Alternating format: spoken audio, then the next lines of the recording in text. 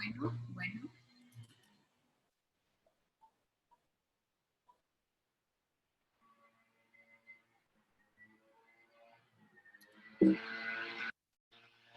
Hello.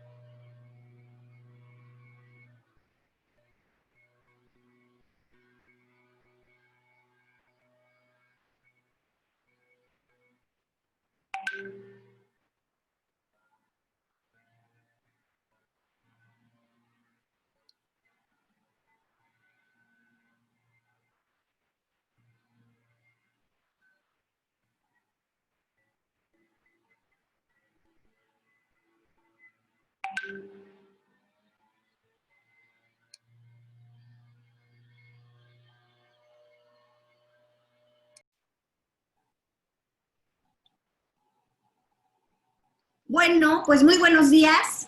Hoy estoy súper contenta porque nos acompaña una mujer muy especial a la que yo admiro mucho, no solo por su historia de vida, sino por su calidad humana. Es una mujer entera, íntegra. Ahí le están viendo. Buenos días, Loreta. Yo te quiero saludar y felicitar porque por todo el trabajo que has estado haciendo, que ahorita vamos a platicar de él, de todo esto que tú estás impactando la vida de muchas mujeres. Pero, ¿cómo estás esta mañana? Hola Mara, muy bien, muchas gracias y muy contenta también de estar aquí contigo y con todas las que te siguen, con todas estas mujeres preciosas que te siguen. Muchas gracias, Loreta. Para mí de veras es un regalo que hayas tenido el tiempo de poder estar aquí con nosotros hoy, de poder dedicarnos estos momentos, porque sé que va a ser de muchísima bendición, de mucho crecimiento. Y bueno, yo les quiero platicar un poquito de Loreta. Loreta es una mujer que ella es, bueno, voy a empezar como por las facetas, porque todas somos en esta parte de la vida, pues somos en algún momento, siempre, bueno, somos hijas, somos, cuando nos casamos nos convertimos en esposas, luego somos mamás. Y en el caso de Loreta, pues en la primera etapa de tu vida eso fuiste de tiempo completo. Digo, sigues siendo una excelente hija, de eso no me cabe la menor duda, pero de ser hija te conviertes en esposa, en mamá y te vives de tiempo completo con toda tu familia y te dedicas en cuerpo y alma a tu familia, a ver a que tus hijos crezcan, a que tu esposo, a brindarle ese bienestar a tu esposo, a cuidar de él y a que, bueno, él en su área de negocios y que prospere y que le vaya bien.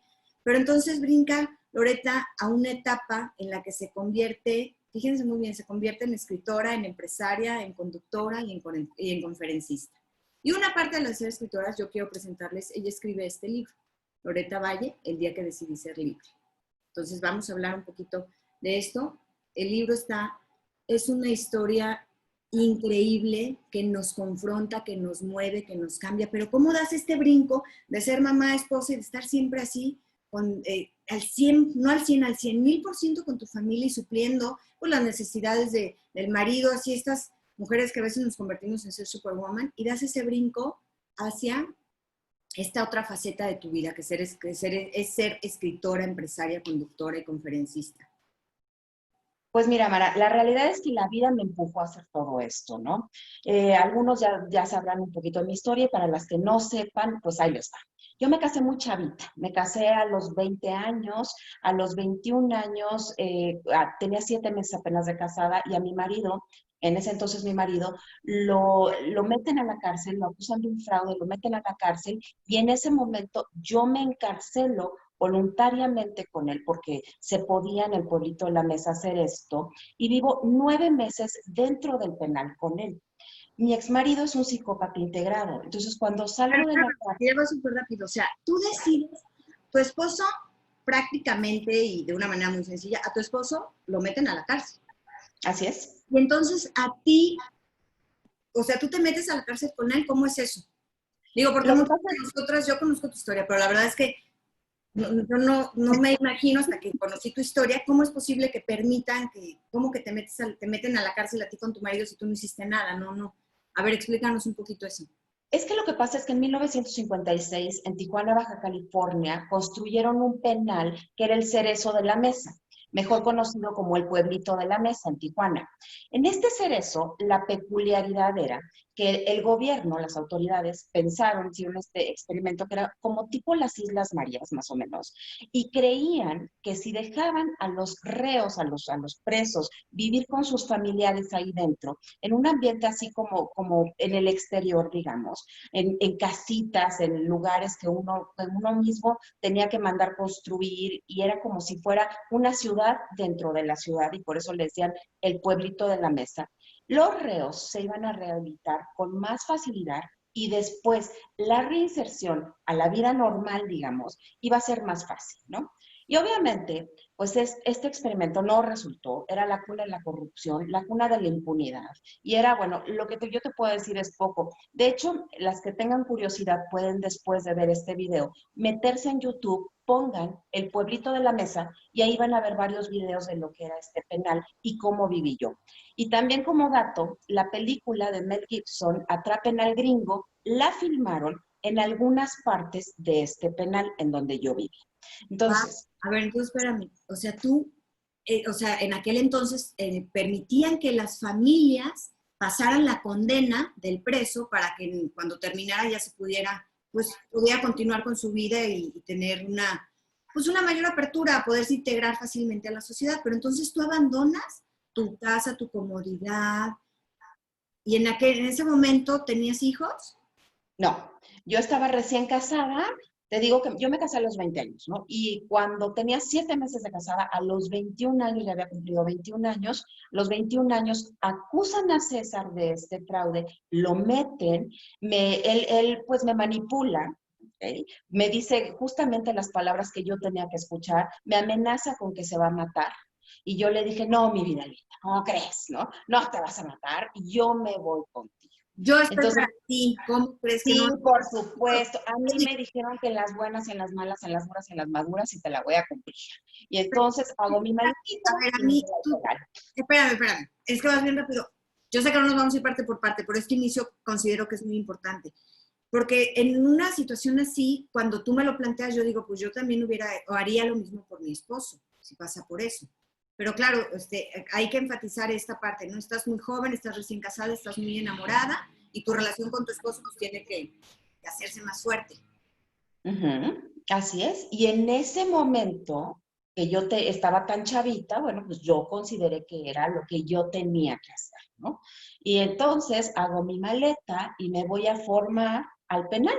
En un día de estos así de visita, tenías que tener un permiso del director para poder irte a vivir, ¿no? Entonces ya habían dado el permiso para que yo me fuera a vivir con mi marido, me formo con mi maletita y pues ingreso, así como en las películas, ingresan las personas que van a visitar al familiar, así ingreso, me hacen una revisión exhaustiva, una revisión, la verdad, muy penosa, porque te revisan por todas partes, incluyendo, pues, para ver si no traes droga y demás, me revisan, y entonces, ya después, puedo ingresar con César, y yo le prometí que me iba a quedar ahí con él hasta que él saliera, y se la cumplí. Le dije, el día que tú salgas, yo saldré de tu mano, y pues se la cumplí, ¿no? Lo bueno es que fueron nada más 9 meses. En ese momento yo estaba recién casada y no tenía hijos. Perdón, no me escuchabas. Oye, Loreta, pero yo quiero hacer hincapié en algo. Yo me acuerdo que tú escribiste que cuando tú te casaste, ¿qué fue lo que te dijo tu papá en el altar? Ah, por supuesto que sí. Mi papá me dijo en el altar, me dijo, Loreta, a partir de hoy, César es lo número 1 en tu vida y te debes a él. Tu mamá y yo pasamos a segundo plano. Y me dio la bendición y que me entrega, ¿no? Entonces, yo desde chavita fui una niña sumisa, una niña complaciente, rescatadora. A mí no me gustaba hacer enojar a mis papás. A mí, cuando mis papás se enojaban conmigo, yo me sentía culpable y sentía esta ansiedad que seguramente ustedes que nos están escuchando ahorita, que nos están viendo, a lo mejor alguna de ustedes la ha sentido, ¿no? Que cuando alguien se enoja contigo, lo sientes aquí, ¿no? En la boca del estómago y desde la garganta te baja baja y se te instala en el estómago y es así como que estás todo el santo día rumiando pensamientos y no te gusta que la gente se enoje contigo. Entonces, cuando mis papás se enojaban conmigo, yo me sentía así, me sentía muy culpable. Entonces, siempre fui una niña que yo buscaba la aprobación y que siempre estaba tratando de complacer a todo mundo y rescatando. Sobre todo, siempre trataba yo de rescatar a las personas porque me sentía responsable de los sentimientos de los demás. O sea, yo creía que mi obligación era hacer feliz a todo el mundo. Entonces, cuando el papá de mis hijos me dice que se va a matar, pues obviamente yo dije, ¿cómo crees? O sea, no te vas a matar, yo lo tengo que impedir, ¿no? Entonces, yo me puse el traje de la heroína y me fui a vivir ahí dentro al penal con él. ¿Y cómo fueron, bueno, este tiempo en el penal, cómo fue tu vida? ¿Qué descubres? ¿De qué te das cuenta? Porque yo veo en ti siempre a una mujer, y me imagino que en aquel entonces con muchísimo compromiso, vamos a estar bien, vamos a salir adelante. Entonces, ¿cómo es Así tu es. vida en el penal? Porque te vas porque lo apoyas, te vas porque lo amas, vives ahí, te quedas ahí, y ¿cómo vives en ese periodo? Que fueron 9 meses, pero yo creo que se te hicieron 9 siglos. Exactamente. No, bueno, vivir ahí era una cosa muy complicada, ¿no? Yo en mi vida, por ejemplo, había visto un asesinato y frente a mí, imagínense, yo tenía 21 años y estaba hablando por teléfono un día con mis papás diciéndoles que estaba bien. Estos teléfonos todavía, como de caseta telefónica y con cablecito y cuerdita y tenías que hacer así la fila para poder hablar. Y estaba yo hablando por teléfono con mis papás, diciéndoles, y de repente, junto a mí, le decían picaron a una persona, le metieron un picayelos aquí en la yugular, y yo vi cómo se desangraba, y la impotencia que yo tenía de no poder hacer nada, por más que yo trataba de que no se me saliera la sangre, el papá de mis hijos me jaloneaba, los escoltas, porque ahí dentro tenías que tener guardaespaldas, para que, pues, te protegieran, ¿no? Dentro tenías que comprar todo, Mara, absolutamente todo, protección, comida, lugar donde vivir. No era una cárcel como la que hemos visto en las películas, De en los la mismos cual, presos. ¿mandé? Entre los mismos presos. Claro, entre los mismos presos, mira, estaban los maicerones. Los maicerones eran, le decían así a los narcos, a los que tenían más dinero. Y estos eran los que realmente gobernaban allá adentro, ¿no? Entonces, nada pasaba ahí dentro si los maicerones no lo autorizaban. Incluso las autoridades le rendían cuentas a los maicerones. Y los maicerones tenían la libertad de entrar y salir del penal cuando ellos quisieran. Y ya sé lo que todas han de estar pensando. Y bueno, ¿y entonces por qué estaban ahí dentro, no?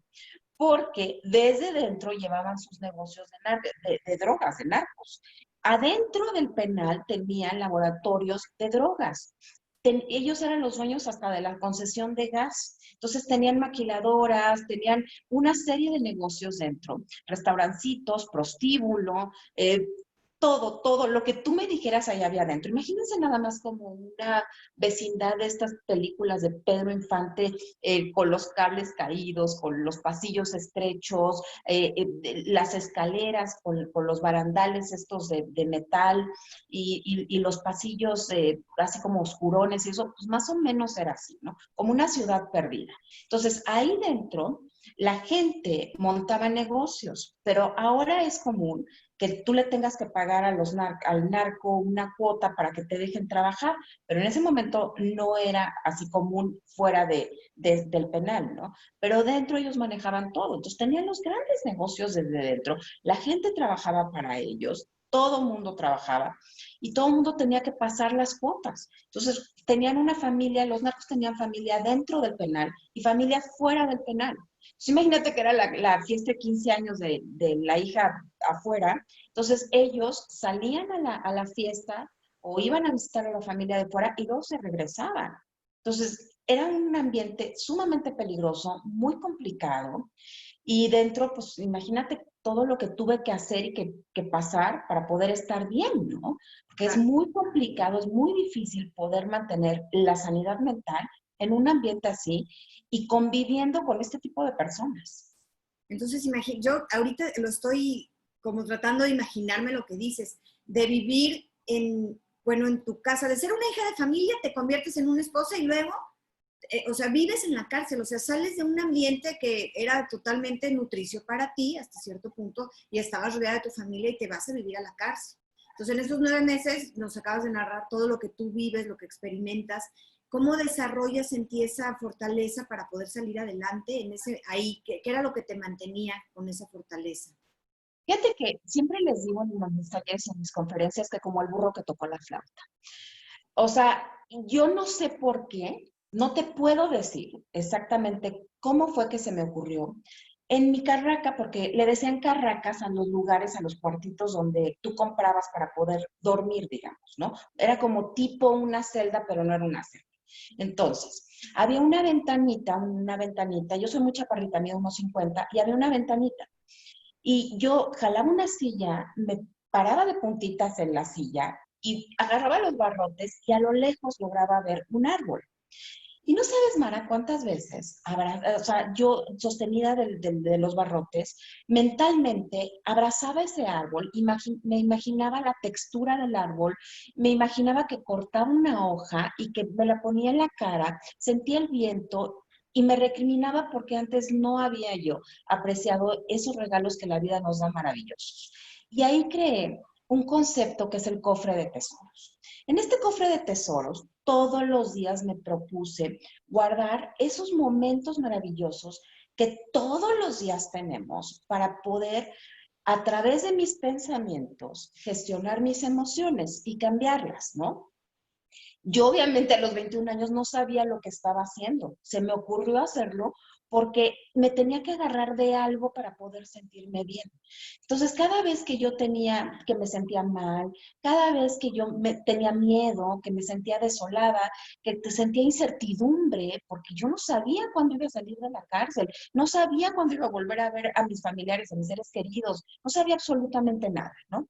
Entonces, me sentaba yo, cerraba los ojos, abría este cofre de tesoros imaginario y volvía a revivir todos los momentos maravillosos que había pasado cuando a lo mejor había estado en la playa, había tocado la arena, había corrido por un campo, había visto la sonrisa maravillosa de un niño. Y a través de yo volver a recrear todos estos momentos mentalmente, lograba cambiar mis emociones, sentirme bien, gestionar todo esto y en lugar de sentirme como hoy express que iba yo a reventar, poder abrirle a la válvula un poquito para que el vaporcito se liberara y poder estar yo creando conscientemente un bienestar. Digo, hoy en día ya te puedo decir que sé perfectamente que yo lo que estaba haciendo era cambiar mis emociones, ¿no? A través de mis pensamientos, porque somos lo que pensamos. Pero pues a los 21 años yo no sabía lo que estaba haciendo, pero me funcionó. No, pues es esa parte un poco, perdón que te interrumpa, la resiliencia que hay dentro de nosotros que siempre existe, ¿no? Para poder enfrentar las adversidades. Pero después, tú sales de la cárcel con tu cofre de tesoros. ¿Y qué pasa en tu vida? ¿Cómo empiezas a integrarte de nuevo a la sociedad, a tu vida? Pero sales además del brazo de tu esposo. Sí, así es. Continuar con Salimos. a construir la historia feliz. Yo pensé que era como Disney, ¿no? Y ahora sí ya vivieron felices por siempre, pero ¿qué creen? No, no, para nada, al contrario. En lugar de que yo pensé que ya iba a tener pues mi familia bonita, yo me había hecho un retrato mental de mi esposo con mis 2 hijitos corriendo por la playa y a mí hasta se me volaba el vestido blanco y todo, ¿no? Pero no para nada. Me embarazo de mi primer hijo dentro del penal, pero qué bueno que yo no sabía que estaba embarazada. Entonces salgo del penal ya embarazada y pues César está lleno de odio, lleno de rencores, quiere venganza y se hace el propósito de que se va a hacer millonario y él nada más se enfoca en hacer dinero, hacer dinero, hacer dinero para poder tomar venganza de las personas que lo metieron a la cárcel, ¿no? Y yo... Puede trabajar como loco porque además yo entiendo que una persona muy comprometida también y muy inteligente. En el área Sí, de su chamba es muy inteligente, ¿no? Entonces se enfoca en trabajar durísimo para hacer prosperar a su familia y para volver a tener un lugar dentro del mundo empresarial. así es. Dentro del mundo financiero, porque él estaba dedicado a las finanzas, y sí. Y yo, al contrario, yo lo que quería era yo me sentía culpable porque él estaba lleno de odio, lleno de sed de venganza. Y entonces yo trataba de ser como un bálsamo y equilibrarlo, ¿no? Pero yo siempre me volteaba al exterior porque yo siempre quería reparar y remendar lo que yo veía en todos los demás y sobre todo en mi marido. Pero yo nunca volteaba hacia adentro de mí y yo no me di cuenta, Mara, en ese momento, que yo me estaba metiendo a otra prisión voluntariamente otra vez, pero esta prisión era mi prisión, ¿no? Entonces yo me fui forjando barrotes mentales y yo creé una nueva prisión en la cual yo me olvidé, voluntariamente me metí en un cajón como ser humano, como mujer, y solamente me convertí en la mamá de, la esposa de y la hija de. Y Loreta, como ser humano, ¿en dónde había quedado? O sea, yo pasé un matrimonio de 16 años en el cual tuve 2 hijos, un hombre y una mujer.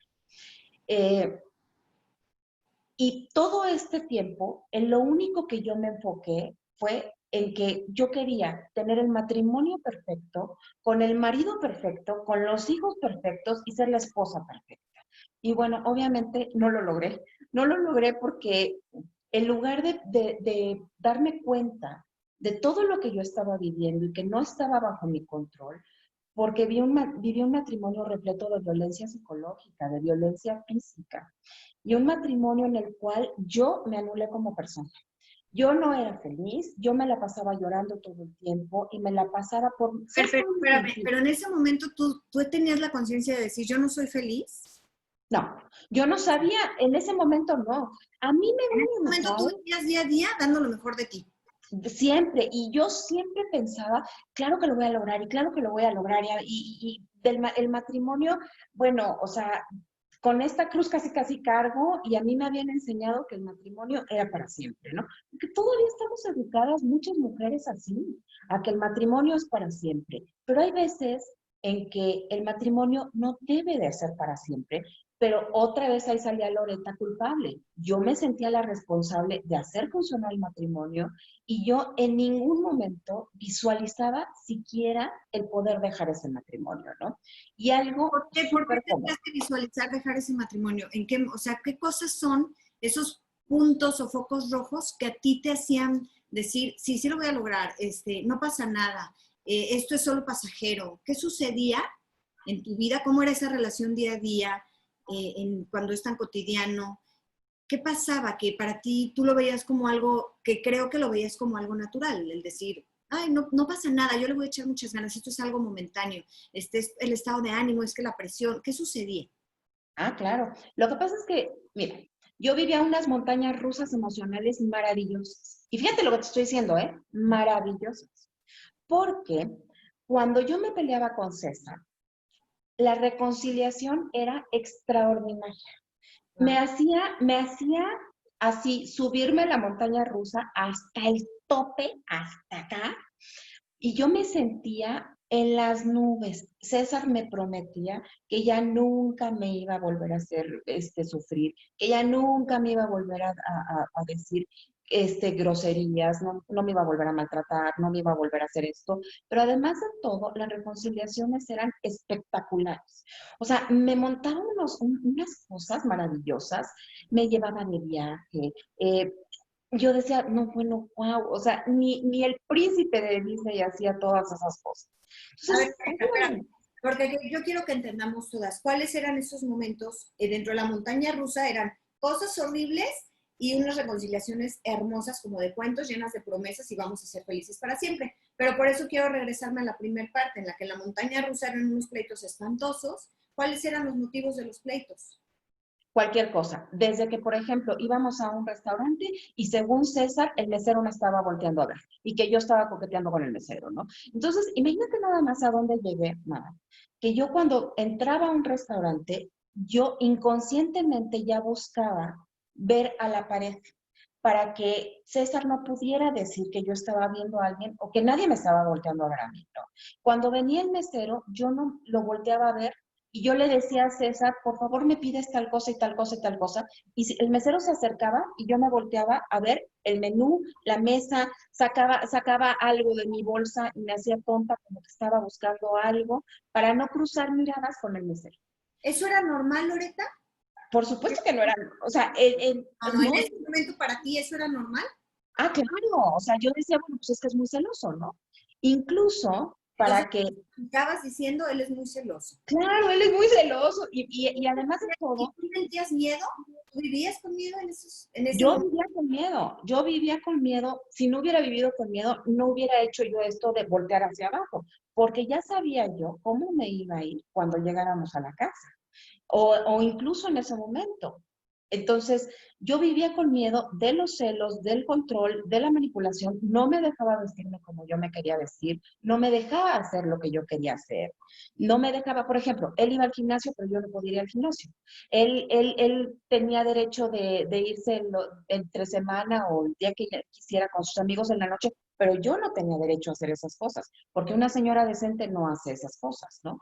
Y cuando me daba permiso, y fíjate lo que estoy diciendo, cuando me daba permiso de ir a comer con mis amigas, me mandaba con los escoltas, porque César cumplió su sueño de ser millonario y si lo logró, me mandaba con los escoltas y los escoltas le tenían que reportar con quién estaba, en dónde estaba, cómo estaba y todo, y yo le tenía que avisar, aquí estoy, ya llegué, está fulana, está sultana, y le tenía que avisar absolutamente todo. ¿Te acuerdas? En ese entonces, hace muchos años, que había beepers, que eran como lo que traen los doctores. Bueno, a mí me traía con beeper, con Excel, con todo. O sea, yo parecía como electricista, Sí, que como... si lo trasladamos a la época de ahorita sería el GPS, las aplicaciones de Encuentra a mis amigos, el celular, o sea, todos los dispositivos. Me hubiera traído, ahorita me hubiera traído con chip y con 360 y con todo absolutamente, porque él tenía que saber todo lo que yo hacía. Pero lo peor de todo esto, que yo estaba igual de enferma que él, Mara, porque yo pensaba que eso era normal y que eso él lo hacía porque se preocupaba mucho por mí, Entonces, porque ¿cómo vives en un estado profundo total de confusión? Porque, número uno, o sea, eso de que le pedías permiso, y lo quiero recalcar porque pasa muchísimo, que le asignamos un lugar como si fuera nuestro papá, nuestra pareja, o los hombres con nuestra mamá, ¿no? Entonces tú quieres una pareja, un esposo, una esposa o una pareja, no quieres un papá o una mamá dentro de la relación. Entonces, ¿cómo se van invirtiendo los papeles y todo va cambiando? Se convierte en que como si fuera tu papá. Un estado de confusión absoluta porque no tienes la libertad ni de expresarte, ni de decir lo que te gustas, ni de vestirte como quieres. Pero además estoy entendiendo que vivías mucho desde la culpa. Y desde esta parte en la que tú mencionaste muy al principio, es mi obligación hacer feliz a los demás, y en este caso a mi esposo. Entonces, todo lo que sucede alrededor de nosotros es culpa mía. O sea, si él se enoja es por mi culpa. Si él está muy presionado, también es mi responsabilidad hacer que él se sienta menos estresado. Si él, todo lo que él hace siempre constante, bueno, todo el tiempo lo estuviste justificando. ¿Sí? así es, claro. Y de hecho él me decía, por ejemplo, ya ves, me haces enojar. Y entonces, cuando me maltrataba, cuando a lo mejor el maltrato podía ser psicológico o físico. Ok, exacto, qué bueno que lo señalas, porque ya vimos que vivías bajo el maltrato. Pero ahorita Sí, tú dices, cuando me maltrataba, ¿cuáles eran esas señales de maltrato, además de las que ya mencionaste? pero sí, ahorita te digo, pero lo que te quería decir, fíjate, él me echaba la culpa. Él me decía, ya ves, es que lo que pasa es que cuando me pedía perdón, venía, me abrazaba, lloraba y me decía, pero me decía, ya ves, es que tú me haces hacer esto, ¿no? Entonces, yo acababa diciéndole, fíjate, fíjate bien lo que les voy a decir, acababa diciéndole, perdón, o sea, te juro que no lo vuelvo a hacer. Entonces, yo como niña chiquita, le pedía perdón y le decía, no me vuelvo a portar mal. Y yo decía, pero es que sí, otra vez volví a hacer esto. Otra vez me volví a poner, por ejemplo, esos jeans que él ya me dijo que yo estoy provocando, que me volteen a ver porque yo me pongo estos jeans, ¿no? O fue mi culpa porque yo no le avisé llegando al restaurante y a mí se me olvidó avisarle, ¿no? Entonces yo decía, pues sí, sí es mi culpa, pero me manipulaba y me confundía de tal manera que yo acababa pidiéndole perdón a él. Entonces ya llegaba un momento en que yo ya no sabía si yo era la víctima, si él era el villano, si yo era la villana, si, cuál.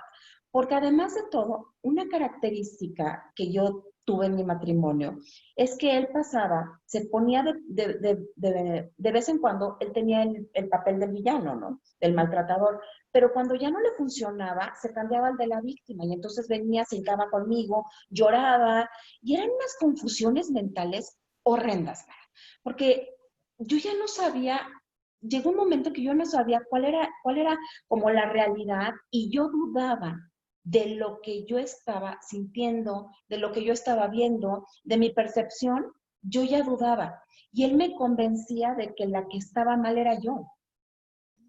Pues es que todo eso que me estás diciendo son esos signos de maltrato muy evidentes. Así Para es. convencerte, es que la que está mal eres tú. Todo esto, porque yo creo que te dormías pensando a ver cómo duerme, ¿verdad? Y luego te levantabas a ver cómo amanece. Y durante el día a ver qué pasaba. Todo esto era como una explosión. Tú tenías oportunidad de conversar con alguien. ¿Alguien sabía lo que estabas viviendo, lo que tú estabas pasando? No, al principio yo no le decía absolutamente a nadie y todo me lo guardaba. Pero ¿Por qué, entonces, Lore? porque me daba vergüenza. Bueno, primero no identificaba. Primero no identificaba que eso era maltrato, ¿no? Por ejemplo, yo no sabía que el que yo sintiera miedo de que él llegara a la casa y que yo quisiera que todo estuviera perfecto, los niños no hagan ruido, no esto, y la cena bien, y le decía yo a las muchachas, esperen al Señor porque si no se molesta. Y de verdad que yo era como el ama de casa perfecta, perfecta, ¿no? Me volvía a dar una peinada antes de que él llegara, una maquilladita para que viera y era bonita, pero no lo hacía lo hacía porque me daba miedo que él, cuando él llegara, él se fuera a enojar. O me hablaba por teléfono, yo cambiaba mi actitud frente a las demás personas. Yo era una Loreta sin César enfrente y era otra Loreta cuando César llegaba. Entonces mi personalidad se cambiaba. Loreta, Entonces todo. pero a ver, a mí me llama la atención, qué onda con tus papás? Porque tú eras una hija de familia y tenías una relación cercana con tus papás. ¿Tus papás no notaban esos cambios en ti o cuando salían con ellos o los amigos muy cercanos? Porque a esa edad además tienes amigos que han crecido contigo también. Entonces, Al ¿él no notaba nada?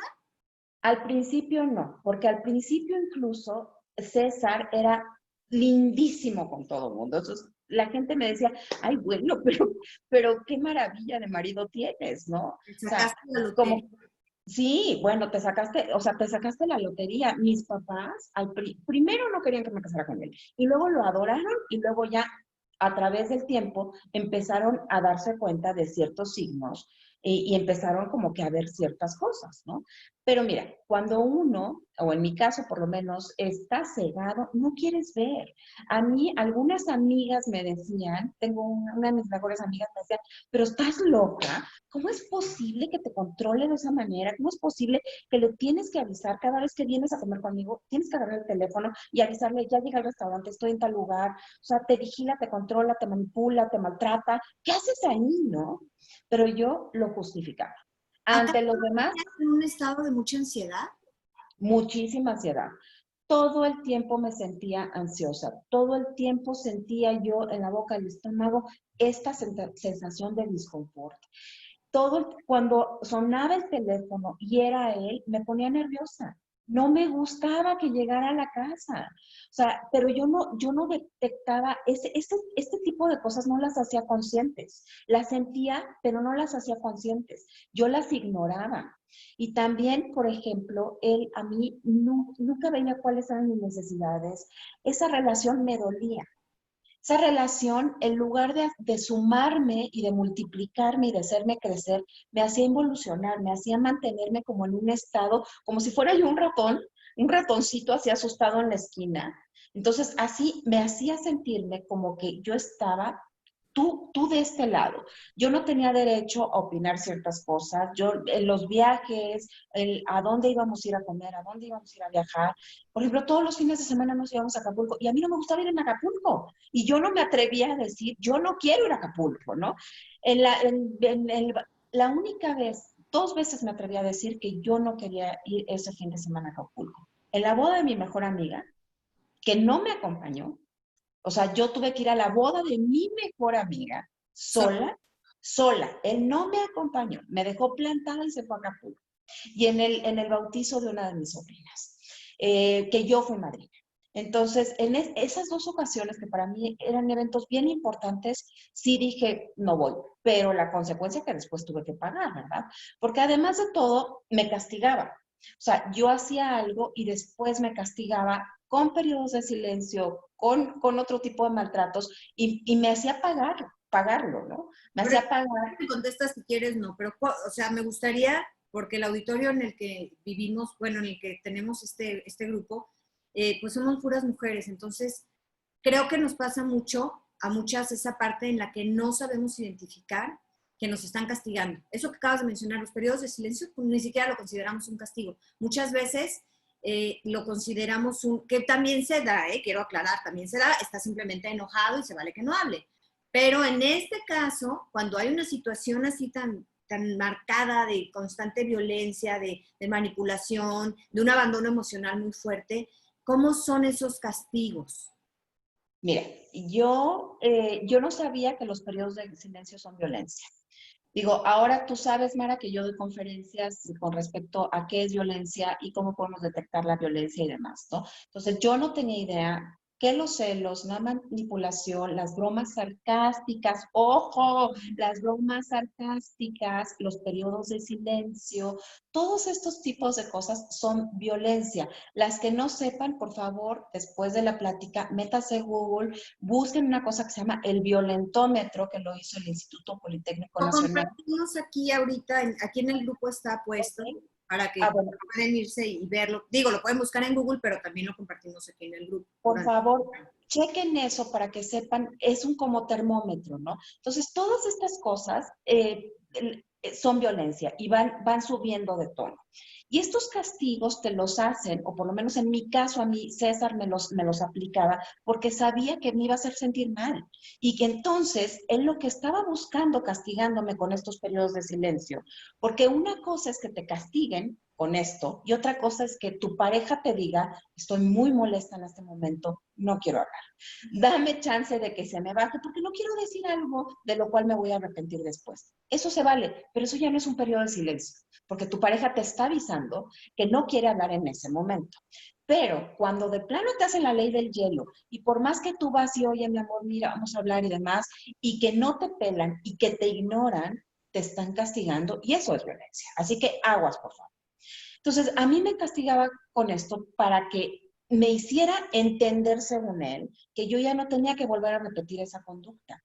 Pero yo no sabía esto, yo tuve que estar en terapia y tuve que hacer un trabajo psicológico súper fuerte y trabajar mucho en mi crecimiento emocional y entender qué es lo que me estaba pasando para poder erradicar estos comportamientos y saber que no nada más tu pareja ejerce violencia sobre ti.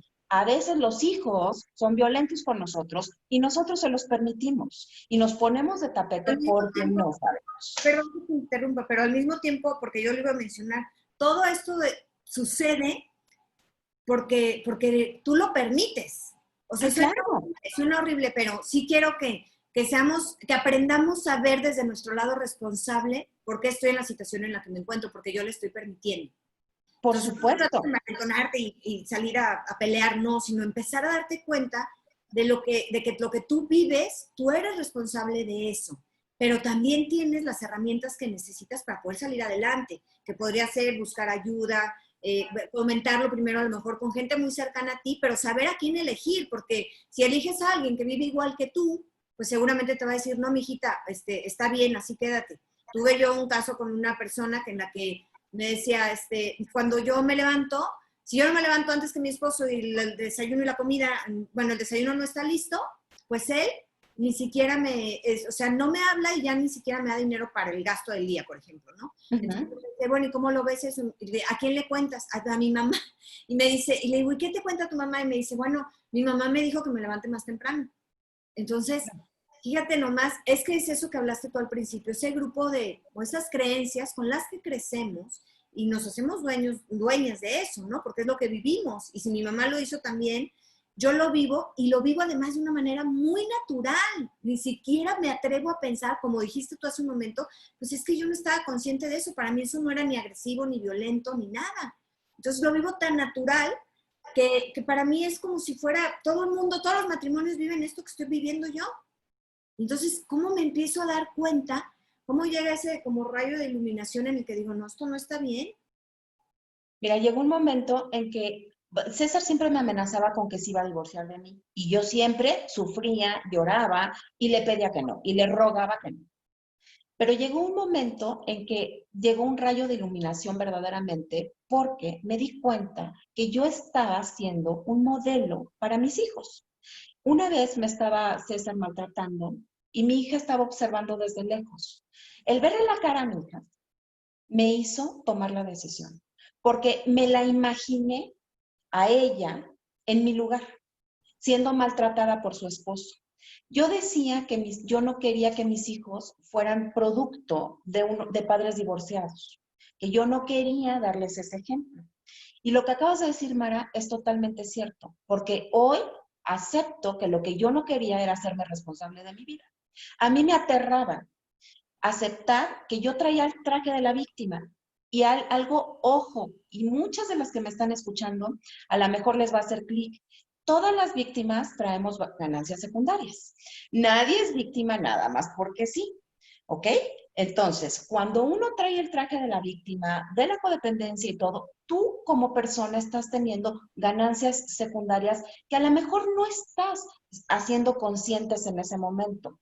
Pero yo, cuando vi la carita de mi hija, me di cuenta y yo ya había empezado una terapia psicológica. Obviamente en la terapia yo ponía resistencia y yo había muchas cosas que no quería aceptar y que yo no me quería dar cuenta, porque aceptarlas significaba hacerme responsable al 100% de mí y de mi vida. ¿Cómo le haces para decir, voy a tomar terapia? Si tu marido hasta te rastreaba hasta con el olfato. Bueno, porque lo que pasa es que uno de mis hijos, yo lo llevaba, por ciertos problemas que tenía en la escuela, yo lo llevaba con una psicóloga. Okay. Entonces, esa psicóloga se dio cuenta de que yo sufría violencia. Y es la psicóloga de mi hijo. O sea, ella se dio cuenta sin que tú te dieras cuenta. Cuando Sí, tú todavía ni te dabas cuenta. pues lo que pasa es que tú como psicólogo sabes que a través de mi hijo, bueno, pues se dio cuenta de que aquí hay algo. Y entonces en algunas ocasiones de terapias me pidió que yo platicara con ella. Ella se dio cuenta de que yo estaba viviendo violencia. Y entonces la psicóloga de mi hijo me dijo, si quieres te ayudo. Y yo hablo con César y le digo que tú tienes que ir a otra terapia para poder ayudar a tu hijo. Y entonces hicimos todo un rollo y yo Sí, porque empecé él no a lo ir. hubiera aceptado, ¿verdad? O sea, No, puedo entender que él no hubiera aceptado de primera no, instancia que tú no, le dijeras, voy a tomar terapia. no, definitivamente él no lo hubiera aceptado. Pero entonces, con todo esto, supuestamente yo iba a la terapia para poder ayudar a mi hijo y a mis hijos en rollos de la escuela, ¿no? Entonces yo empecé a ir a esta terapia y en esta terapia, mi psicóloga, que amo y adoro, me dijo, me empezó a dar como herramientas y me empezó a dar libros, me empezó a decir, lee este libro, y empecé yo a investigar y empecé a identificar qué es lo que yo estaba pasando. Y empecé a entender las cosas, ¿no? César tiene un problema de alcoholismo, entonces también empecé a ir al Al-Anon. Yo. En Al-Anon, por primera vez, empecé a entender lo que es la codependencia. Empecé también a leer libros de codependencia y me sentí totalmente identificada. Y hasta que yo logré aceptar y voltear los reflectores hacia adentro y decir, es que el problema soy yo. Y yo estoy tan enferma como él, ¿no? Y yo quiero sanar. Y yo quiero darle a mis hijos un buen ejemplo. Y yo quiero ser una mamá responsable. Entonces, empecé poco a poco, porque esto no es varita mágica, todos los procesos llevan tiempo. Entonces, poquito a poquito empecé a tomar la fuerza que yo requería tomar para poder decir, en la última vez que César me dijo, me quiero divorciar, poderle decir, ¿sabes qué? Tienes toda la razón, estás casada con Cruella de Vil, y sí, órale, adelante, va. Y obviamente cuando estábamos firmando el divorcio, él ya no se quería divorciar, él nunca pensó que yo le iba a tomar la palabra, jamás pensó que yo me iba a decidir hasta aquí llegué. Y de hecho él me amenazó, me dijo, sin mí no eres nadie, nunca en la vida vas a ser feliz, vas a venir de rodillas otra vez a rogarme que te vuelva a aceptar en mi vida. Eh, a lo mucho que aspiras es a casarte con uno de mis mensajeros, nunca se me va a olvidar que me dijo eso, uno de mis mensajeros, y vas a ver que vas a estar muerta de hambre. Y bueno, me hizo una serie de amenazas. Y hasta el día de hoy, Mara, ya perdí la cuenta de cuántos años llevo divorciada. Creo que llevo 15 años divorciado más, ya ni sé. Y no me arrepentí. Soy una mujer libre, plena, feliz. Me ha costado mucho trabajo esta evolución que yo he tenido como ser humano y entender, dejar el traje de la víctima y ponerme el traje de la productora de mi vida. Me ha costado mucho. He pagado precios altísimos, pero no me arrepiento de ninguno de ellos. El día de hoy, ser yo la productora de mi vida, dar conferencias a nivel internacional, dar talleres, ya estoy por tener mi certificado también internacional en coaching, estoy haciendo muchísimas cosas. Imagínense nada más poder grabar programas, tener mi propio programa de televisión en Cadena H. El próximo jueves, eres la primera que lo sabe, el próximo jueves voy a grabar unas cosas con TV Azteca, estoy feliz de la vida, ¿no? Entonces, imagínense nada más, tengo 50 años, estoy a punto de cumplir 51 años, el 28 es mi cumpleaños, y estoy haciendo lo que jamás en mi vida me imaginé hacer. Me siento plena, realizada, feliz. Todos los días me despierto emocionada, agradecida con la vida. Y créanme que el poder estar aquí hoy platicando con ustedes fue porque decidí no desperdiciar un solo día más de mi vida. Decidí dejar de sobrevivir mi día a día y comenzar a vivir. Si tú que me estás escuchando sufres violencia, no lo pienses más. El día es hoy y la única que puede hacer que salgas de esta situación de violencia eres tú. Quítate el traje de la víctima. Hazte responsable de tu vida. O sea, ya basta de que es culpa de mi mamá, de mi papá, de mi marido, de mis hijos, de esto. La única responsable de tu felicidad eres tú. Y la única que puede lograr vivir plena y feliz eres tú. Y hoy, decídete hoy hacerlo. Loreta, me encanta cómo nos llenas de esperanza, porque muchas personas, muchas mujeres viven una situación así. Yo quiero hacer solo un paréntesis. Así como mujeres viven situaciones así, estamos conscientes de que muchos hombres viven situaciones así con mujeres, ¿eh? Sí, También existe. Porque claro. este tipo de personalidad en el que tú tenías un esposo encantador, que era una persona muy preparada, muy educada, a la que todo el mundo le caía bien, que se relacionaba súper bien con la gente. Entonces, él jamás nadie se hubiera imaginado lo que tú vivías, porque pues tú estabas casada con pues con un príncipe azul, con un hombre maravilloso, encantador, muy complaciente, súper trabajador, muy responsable, que tenía una familia. Entonces, eso era lo que la gente veía y no sabía lo que tú vivías dentro. Si tú hubieras llegado a decirle a cualquiera, no, hombre, es muy difícil vivir con él, probablemente mucha gente no te hubiera creído, ¿verdad? Así es. Entonces lo menciono así porque muchas veces nos vivimos en una relación así y nos da miedo porque decimos, es que nadie me va a creer. Por eso es tan importante que tú te des cuenta o que detectes esos periodos de violencia. Este tipo de personalidad tiene un nombre dentro de la psicología. A mí no me gusta poner etiquetas, pero ahorita sí creo que valdría la pena que tú mencionaras cuál es ese nombre. Son ¿Cómo? psicópatas, Uh-huh. son psicópatas integrados y tienen características específicas para poderlos detectar, ¿no? Y siguen un ciclo también específico. Ahí les va. Lo primero que te hacen es que te seducen.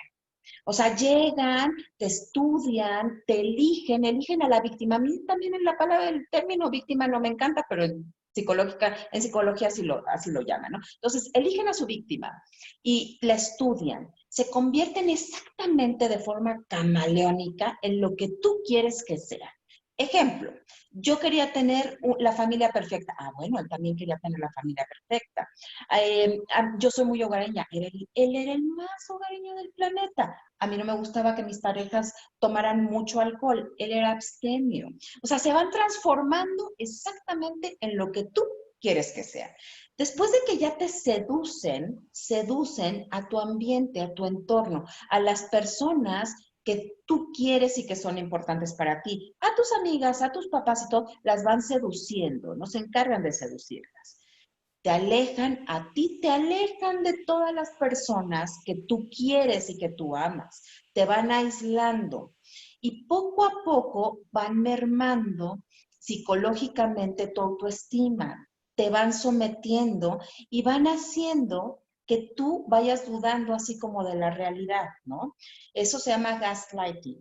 Entonces van haciendo poco a poco una estrategia para que tú llegue un momento en que dependas psicológicamente al 100% de ellos y ellos van fortaleciendo las relaciones con tus seres queridos, como ya te dije.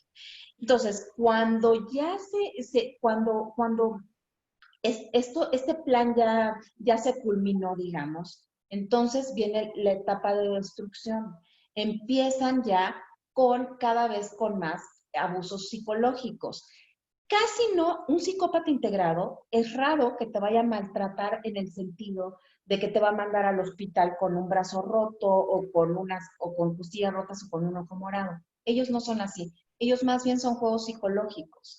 Ya en las últimas etapas pueden ser muy agresivos y sobre todo cuando se combinan con otras cosas, como en mi caso con el alcohol. Entonces ahí sí, por ejemplo, sí puede haber una cachetada, una patada, un empujón o cosas violentas así como que avientan la televisión y rompen cosas, ¿no? Pero aguas, lo que acabamos de decir, que la violencia psicológica también es violencia. O sea, a ver, no te tienen que dejar un ojo morado para que tú estés sufriendo una situación de violencia, ¿eh? No te tienen que romper un brazo. O sea, la violencia psicológica te deja cicatrices más hondas que la violencia física, porque una cicatriz en tu brazo se te cura. Una cicatriz en el alma, difícilmente, esa se te va a quedar ahí, ¿ok? Entonces, estos personajes, cuando ya se aburren de ti, te descartan. Pero el descarte puede durar, puede ser en un año o puede ser en 20 años, o puede ser que ellos se alimentan de tu autoestima. Entonces, también puede ser que estén contigo siempre. Son maravillosos en todos los rollos sexuales, son muy buenos, les gusta mucho el sexo, son personas que generalmente son muy exitosas, porque tienen sed de poder, sed de trepar, ¿no? De escalar niveles sociales, les gusta mucho el dinero, están en puestos muy importantes. Son extraordinarios actores, son así como que cobras que te hipnotizan, son como Chabelo, el amigo de todos los niños. Cuando tú veas a alguien que todo el mundo le cae bien, que es el alma de la fiesta, que es súper exitoso, que todo el mundo lo ve como el perfecto y todo, yo quisiera ver cuando cierra la puerta de su casa cómo es la situación dentro, ¿no? Nunca les ha pasado que dicen, ¿cómo es posible? Yo pensé que era el matrimonio perfecto. Y de repente te enteras que hay violencia o te enteras que no son felices o que le pintó el cuerno. Ah, son infieles, son totalmente infieles también. O sea, porque les gusta triangular, ¿no? Y aparte de todo, ejercen un rollo mental en el cual te comparan con otras mujeres para que tú te sientas insegura. Te dicen, por ejemplo, ¿no? Híjole, ¿ya viste qué bien se puso fulanita? O con actrices en la televisión, o sea, de que, wow, qué cuerpazo tiene Sutanita. Entonces tú te sientes mal, tú te sientes incómodo y tú te sientes que no das el ancho, ¿no? La sensación cuando estás con una persona así es como, ven estos, los galgos cuando en las carreras están con la zanahoria, el conejo y la zanahoria, y nunca van a agarrar la zanahoria. El conejo nunca va a agarrar la zanahoria y el galgo nunca va a agarrar al conejo. Esta es la sensación que tú tienes, que por más que das y por más que das, nunca vas a llenar las expectativas de tu pareja, porque nunca es suficiente. Y ojo, los psicópatas integrados no tienen solución, no pueden ir a terapia y que ellos entiendan qué es lo que les está sucediendo, porque carecen de empatía, carecen de sentimientos. Y son integrados porque están integrados a la sociedad y no han delinquido. ¿Ok? Entonces, esta estadística que les voy a dar no es mía, es de los expertos como el doctor Iñaki Piñol y Robert Kerr, que es el padre de la psicopatía. Todos a lo largo de nuestra vida vamos a conocer alrededor de 60 psicópatas integrados. Entonces, las posibilidades de que tú te relaciones con uno son altísimas. Hay que estar súper alertas. Por favor, investiguen bien qué es un psicópata integrado, que no es lo mismo que un maltratador, que un narciso maligno y un psicópata integrado. El maltratador te maltrata.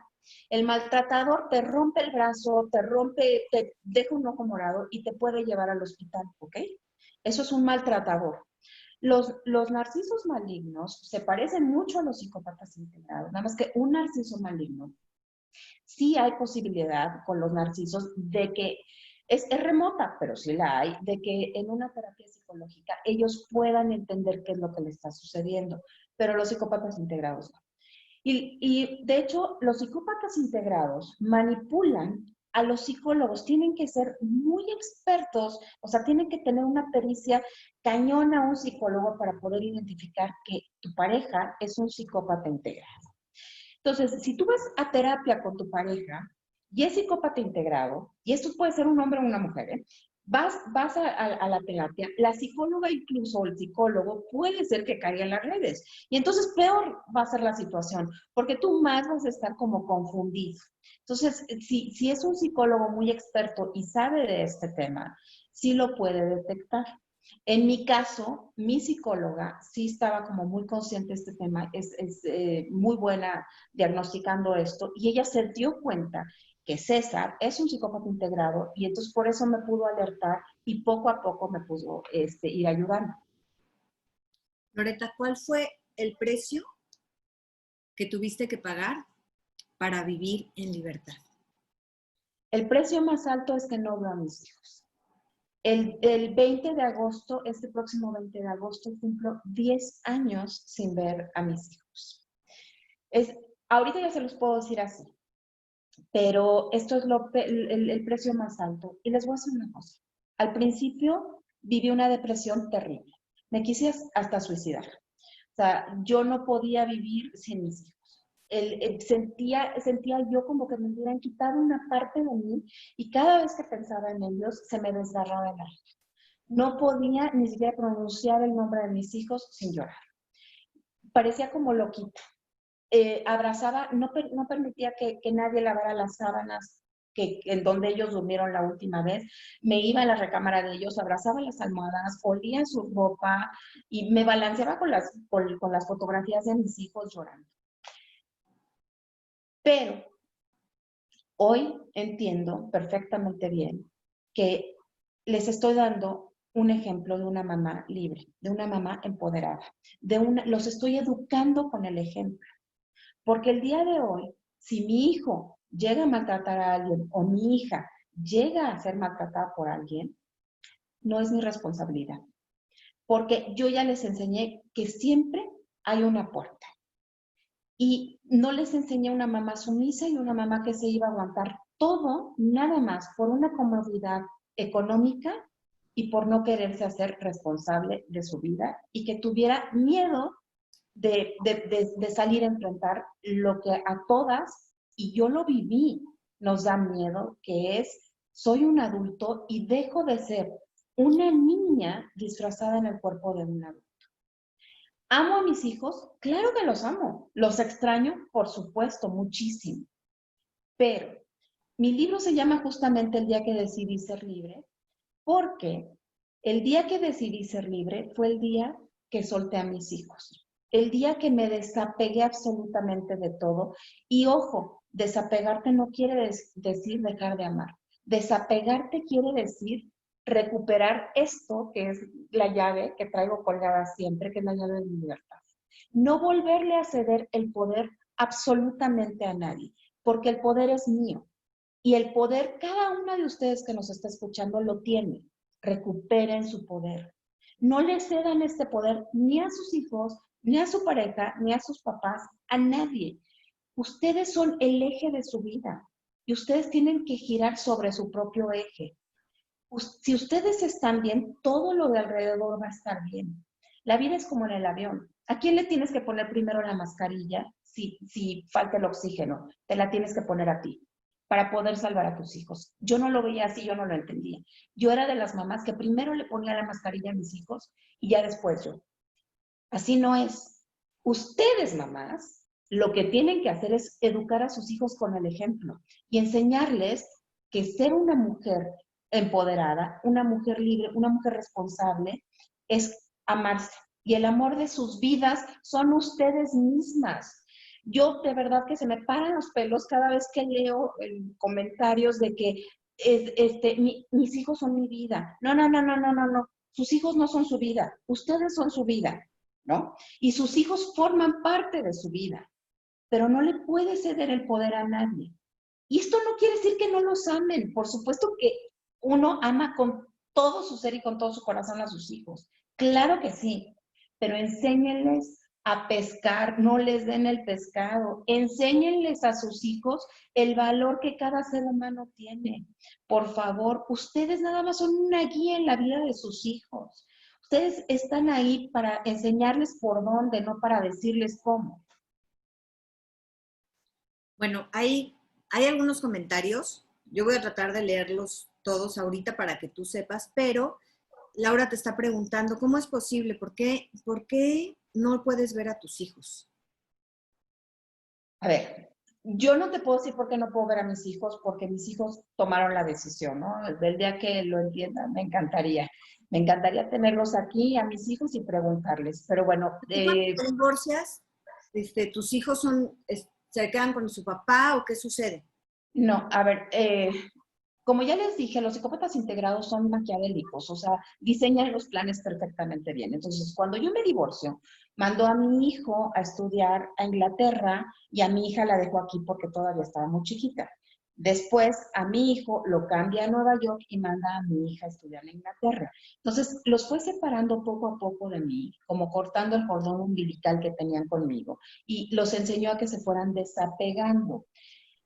Y esto es muy feo, pero pues bueno, ¿qué les puedo yo decir? El dinero a cierta edad, pues llama mucho la atención, ¿no? Yo soy un ser humano normal, normalito. O sea, yo no tengo ni yate, ni tengo muchas otras cosas que en algún momento de la vida pues, pueden llegar a ser como muy llamativas, ¿no?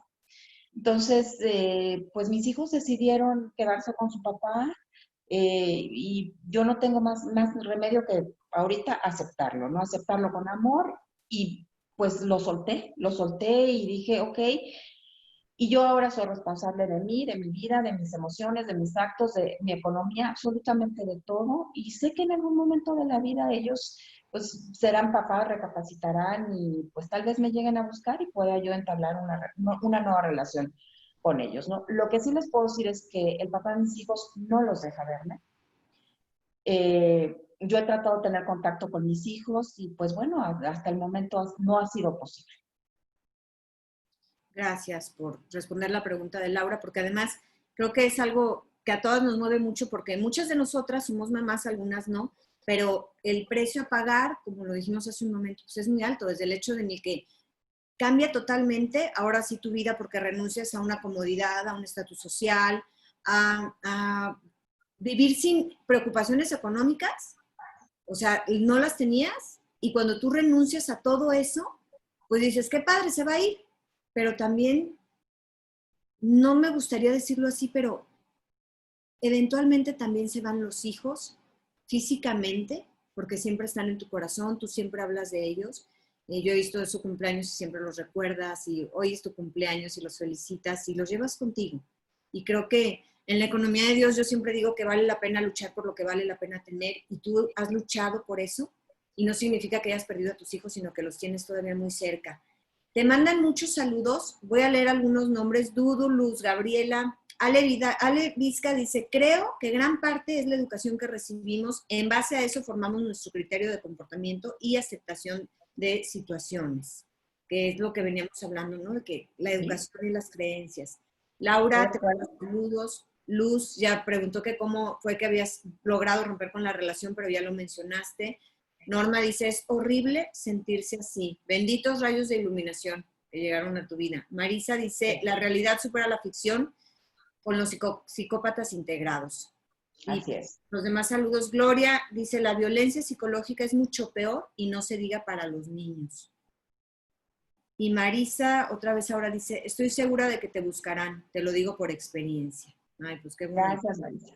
Sí, gracias porque creo que sí, que tu historia nos llena de esperanza, nos motiva, nos invita a luchar, a reconocer todas esas cosas que sí hay dentro de nosotras y a darnos cuenta que como adultas somos responsables. Es momento de desde mi ser responsable poner límites a lo que me lastima, a lo que no me gusta y voltear a ver como adulto para derribar esas creencias que continúan lastimándome, para empezar a atreverme a formar nuevas relaciones y a ver la vida desde otro punto de vista. Marisa te dice, toda mi admiración y respeto desde España. Ay, gracias. Marisa. Sí, porque tu historia de veras nos construye. Yo iba anotando cosas que tú ibas diciendo y como estamos casi por terminar, quiero como subrayarlas. Hay que aprender a disfrutar de los pequeños instantes. Todas tenemos un cofre de tesoros y hay que guardar en él lo que vale la pena tener. Los barrotes mentales los forjamos nosotras mismas. Entonces, pues, empiezas a vivir en una prisión y no te das cuenta de que dentro de ti está todo lo que necesitas para poder salir adelante. Digo, fue más o menos las cosas que yo iba como capturando de todo lo que tú decías, porque quisiera tener todo así, pero creo que se va a quedar aquí la conferencia grabada, la conversación, y algo muy importante, la actitud con la que asumas lo que estás viviendo es lo que te va a permitir enfrentarlo. Entonces, ¿lo vas a enfrentar con miedo? Y yo les hago esta pregunta, ¿cómo vivirías si te atrevieras a perder el miedo? ¿Qué cosas harías si te atrevieras a perder el miedo? Yo creo que tú eres un ejemplo de eso, Loreta, de que no importa la comodidad, no importa el estatus, no importa los años de matrimonio, se vale la pena luchar. Hoy yo te veo a ti una mujer construida, entera, atrevida, como acabas de decir, vas a grabar ahorita con TV Azteca, que se me hace padrísimo y te felicito, pero escribes un libro, fíjense, porque también está esta parte en la que tú tratas de salir adelante y todo te jala y te dice que no, luego tú escribes un primer libro y te lo echan para atrás también. Me demandó el papá de mis hijos, me amenazó meterme a la cárcel y todo, luché, peleé con abogados, demás, gané y después lo volví a sacar. Y ahorita es el que está, ¿no? Y nadie me para, y nadie te puede parar. Ustedes que nos están escuchando, nadie te puede parar. La única que te puede parar eres tú misma. Así es. Tú eres la única. Oye, están preguntando, a ver, aquí este libro, es que yo tengo, porque voy a terminar leyendo una frase de tu libro que me gustó mucho, pero aquí este libro, están preguntando que en dónde lo pueden comprar. Lo pueden comprar en Amazon, la versión digital y la versión impresa. Y ustedes que están en Guadalajara, muchas, está en Gonville, en la librería de Gonville, allá en Guadalajara. Muy bien. Entonces aquí está el libro, digo, para que lo vean. Quiero compartir algo que tú escribiste aquí. Escribiste, no somos muchos los que tenemos el valor de crecer, de aspirar a lograr un éxito integral, porque el proceso es difícil y doloroso, pero yo sabía que estaba en el camino adecuado. Había iniciado un recorrido que conllevaba enormes satisfacciones y recompensas. Entonces, digo, me gustó mucho esta frase, hasta lo puse aquí y dije, compartirlo en Facebook porque me encantó. Digo, todo me encantó. Si se fijan, yo aquí en mi libro, hay gente que dice que no los debes de rayar. Yo, la verdad es que todo tu libro lo tengo con comentarios. Todo, hasta el principio, aquí, yo por todos lados, porque de verdad rescato tantas cosas. Mira, hasta acá, por todos lados le escribo. Rescato tantas cosas que me gustaría poder decirles, léanlo. Sí, se los digo ahorita, léanlo, porque nos construyen, nos enseña a atrevernos, que era algo que hablábamos. Mientras tú no comentes lo que estás viviendo, creo que estás como en arenas movedizas, cada vez te vas hundiendo más. Entonces, anímate a conversar, a decirle a la gente lo que estás sintiendo, a expresarlo, pero busca a esas personas que sean nutricias, que sí te van a ayudar a salir de esa situación, porque, como les decía, a veces nos pues nos aliamos a personas que no nos están construyendo. Concia te dice, felicidades por retomar tu vida con tanto valor y por el mensaje a tus hijos y a los que tuvimos la oportunidad de escucharte. Ay, pues muchas gracias. El nombre del libro, Carol, ya lo mencionamos. Diles, Loreta, ¿cuál es el nombre del libro? El día que decidí ser libre. Y Loreta, En Amazon, búscalo. dinos tus páginas, dónde te encontramos, porque además Loreta es súper activa. Activa, está por todos lados. Entonces, en Facebook, en YouTube, en la tele, en el radio, en el libro, por todos lados. Entonces, Instagram, a ver, dinos tus redes. Me pueden seguir en Instagram, Twitter y Facebook. Estoy como Loreta Valle MX y Loreta es con doble T, ¿ok? Y para todas las que se quedaron picadas, voy a dar una conferencia nada más de psicópatas integrados el próximo miércoles. Ahí lo voy a anunciar para un canal de Canadá, pero se puede conectar. Y nada más va a ser qué es un psicópata integrado, cómo lo reconozco, cuáles son las señales y todo. Y todo lo que hago ahí lo publico en el Facebook y en el Instagram. Voy a compartir tus páginas aquí también en el grupo. Voy a estar al pendiente de esa información para que me la mandes. También la voy a compartir en el grupo. También visiten, por favor, sus redes. Yo admiro mucho la parte de Loreta en la que yo he tenido la oportunidad de compartir con ella, la las conferencias, y entonces me llamaba muchísimo la atención. Se termina y habla con todo el mundo. Se le acercan todas las señoras y preguntándole, y oye, un consejo, y a dónde puedo buscar ayuda. Y entonces Loreta tiene un corazón enorme, yo te lo agradezco porque a todo el mundo le da, a todas las mujeres, mi experiencia sí es, lo que yo vi fue que ella se acerca, se sienta con ellas, y ay, ven, y mucha gente, porque pues Loreta, por ejemplo, vino aquí a Guadalajara a dar una conferencia, y pues Loreta no es de aquí, entonces, a ver, vamos buscando dónde está este centro en donde te pueden ayudar. Entonces, bueno, un mensaje aquí ahorita es, busca ayuda en tu ciudad, porque siempre hay ayuda a las mujeres, pero también rodéate de gente positiva que te pueda construir, que te pueda apoyar. Tienes que empezar a generar una red de apoyo, ¿verdad? Para que tú sepas que hay alguien con quien puedes contar. No pierdas la esperanza en lo que estás viviendo. Loreta, yo te agradezco un chorro, muchísimo. Aquí en Guadalajara te agradezco un chorro, pero te lo agradezco mucho porque hoy nos abres, pues, un camino a una nueva visión, en donde sabemos que no estamos solas, que hablando podemos encontrar respuestas y buscar ayuda en gente adecuada. No se trata de guardárnoslo todo, ni de que no pasa nada. La vida pasa, está sucediendo, pero también nos está esperando para vivirla. Claro que sí, por supuesto que sí. Tú Muchísimas gracias. Despídete tú con algo que nos quieras dejar, que les quieras decir. A ver, yo lo que te quiero decir es, de verdad, si estás viviendo una situación de una relación tóxica, de una relación con violencia, salte de ahí. La vida se vive hoy. No dejes que la vida te viva. Vive la vida tú. El día es hoy. No sobrevivas. Vive realmente. Porque la vida se te va a ir. Y el día de hoy es el mejor día para que decidas ser libre. Cualquier duda que tengan, escríbanme a mis redes sociales y con mucho gusto a todas les voy a ir contestando. Les mando un abrazo con todo mi cariño, repleto de libertad. Muchísimas gracias a ti, Mara, por estos espacios. Tú sabes que te quiero mucho, te admiro porque eres una extraordinaria psicóloga. Es un ser humano luminoso y siempre te lo he dicho y ahorita te lo digo aquí con todas tus seguidoras, eres maravillosa. Gracias a cada una de ustedes y sobre todo a ti, Mara, por este espacio. Las quiero mucho a todas y de verdad que vamos a ser libres porque sí podemos, sí podemos. Échate los reflectores hacia adentro y todas somos únicas y maravillosas. Descubre la magia que hay dentro de ti. Ay, qué bonitas palabras, de veras. Hay que seguir construyéndonos, recibiendo las cosas bonitas que hay alrededor de nosotros, porque eso nos permite ver las bendiciones que tenemos para poder salir adelante. Y tú eres una de ellas. De veras, gracias por este espacio. Quiero mencionar unos nombres porque se fueron conectando, Ileana, Beba, bueno, Marisa ya la había mencionado, Heather, Diana, Erika, Álida, Carol, Melissa, Luceli, Claudia, a todas, a las demás ya las había mencionado, pero a todas de veras muchas gracias. Loreta y yo estamos de acuerdo en que les agradecemos el darse la oportunidad de escuchar lo que hoy nos vino a compartir Loreta, pero hoy queremos invitarlas a que escuches la voz de tu corazón. Escúchala desde ahí, porque de ahí nace la fuerza y la pasión que te va a motivar y que te va a impulsar para poder hacer feliz. Y ahí está ese cofre de tesoros que hoy nos compartiste y que nos regalas, Loreta.